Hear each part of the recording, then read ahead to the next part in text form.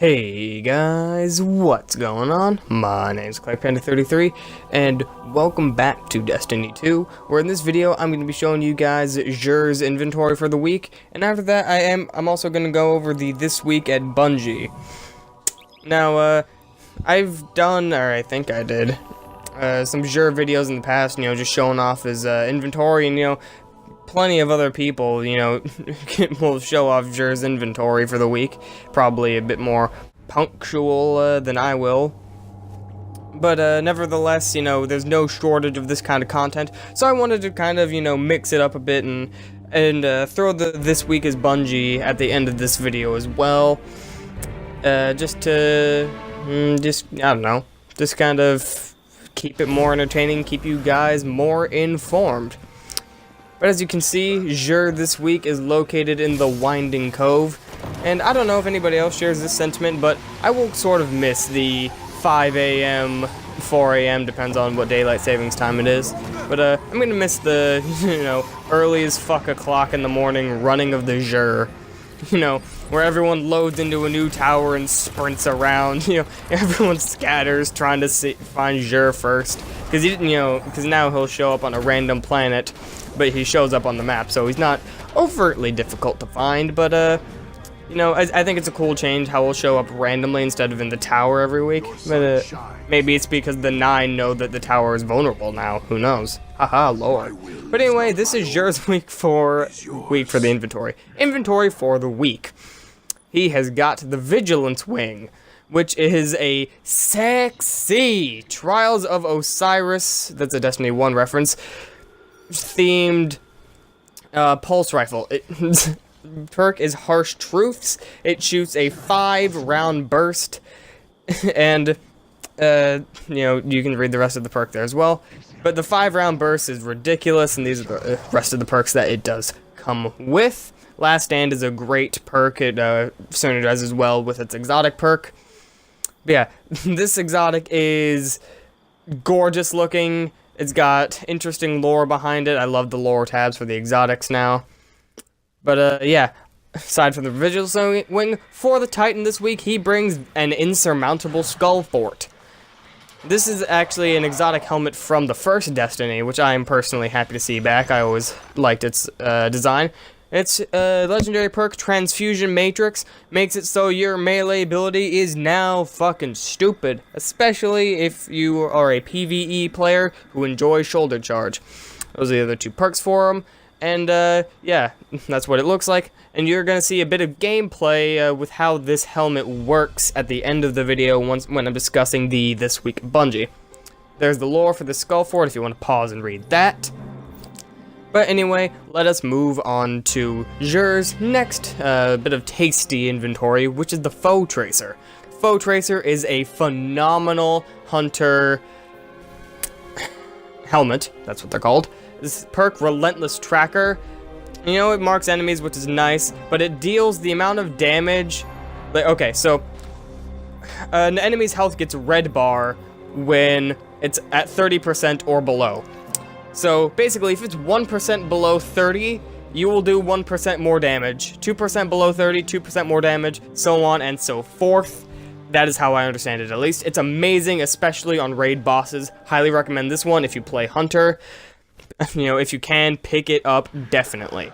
And last but not least, for the Warlock, we have Nezarac's Sin. This is a pretty good looking helmet. What it does is, it's kind of like the crown one, I forget what it's called. Basically, void kills increase the recharge rate for void abilities. Very good, especially if you like that Nova Bomb or that Slova Bomb. Depends on which one you choose to run. That's the lore for it if you want to pause and read that. But yeah, this is a pretty good looking helmet and an all-around, I'd say, very good week for Xur. I guess he thought we needed a bit of help in the Crucible. I assume this is a very good weapon for Crucible. Haven't tried it out there myself, and I guess he's tired of us getting popped in the head, so he decided to give every single class this week a bit of head protection. But anyways, let us move on to the This Week at Bungie. Now, as everyone has probably noticed, Dead Orbit won the faction rally by a margin of almost 2 million. I believe that means tokens redeemed.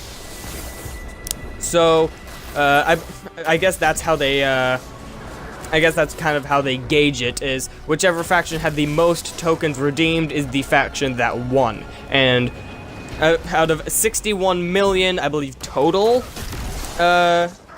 tokens redeemed, Dead Orbit beat out the other factions by a margin of almost 2 million. Now, what surprises me is that New Monarchy came in second. I would have definitely thought Future War Cult would have been more popular, but I guess that's just the power of New Monarchy's sexy-ass armor and shaders. Oh god, I burped in it. Oh shit, that tasted awful. There we go. Anyway. Next up, Iron Banner. The Iron Banner is returning October 10th and will run through October 17th. For those of you who weren't Destiny 1 players, Iron Banner was kind of like a competitive event that would show up occasionally. Now, what do you get from the Iron Banner? You get some sexy ass gear. Now, that is one thing that Iron Banner and pretty much all of the Destiny Crucible events are known for. You know, all the like high-tier Crucible gameplay, that is what Destiny's high-tier Crucible is known for, is the sexy-ass armor. I'm absolutely loving the designs. They show them off in 360 degrees in this week at Bungie, so if you haven't read it for yourself, scroll down, you can see all of them in all of their glory. They are absolutely beautiful looking armor sets. I cannot wait to play me some Iron Banner and pick up at least one of those armor sets. I don't get to play much because, like I said, I said that in one of the takes for this video, but this is like take 5. But I do have a full-time job. You know, the no ad revenue I've ever made off of any of these videos ain't cutting it. So I'm gonna try and collect at least a full set of one of these gear sets. But I believe that is pretty much it. They are gonna reveal more about clans, what the whole meaning behind clan seasons is, which that is one thing I'm very curious to find out about, and I will definitely make a video on that once, you know, all is revealed about their plans for the future with the clan system. I personally love the clan system. My clan, the Praetorian Guard, doesn't have very many members. Most of the time we have more pending than we do active, but you know, hopefully we will be able to get more members one day. But all that being said, I'd like to thank you guys for watching. If you like this video and you'd like to see this become a weekly series, or at least as weekly as I can manage to make it, please let me know in the comment section down below. I will try and get these out the day Xur does show up in the future. But all that being said, thank you guys for watching. I will see you guys in the next video. Peace out.